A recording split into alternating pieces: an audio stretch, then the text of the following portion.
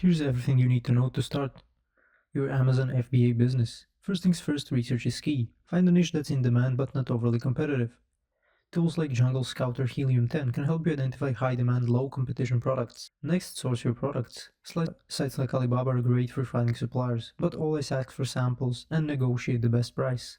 Focus on quality, since this will impact your reviewers and customer satisfaction. Now set up an Amazon Seller Central account. Choose FBA as your fulfillment option, so Amazon handles shipping, storage, and customer service for you. An optimized listing is crucial. Use high-quality images, keyword-rich titles, and bullet points that highlight the product's features. Be sure to write a compelling product description to make your listing stand out. Once your listing is live, run a launch promotion. You can use Amazon PPC to boost visibility, offer discounts, or even partner with influencers to build those all-important reviews and rankings.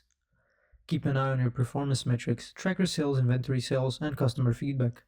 Adjust your strategies as needed, whether it's tweaking PCC ads or adding new keywords to your listing. Thanks for watching. If this video was helpful, please like and subscribe to our channel for more tips and tutorials. See you next time.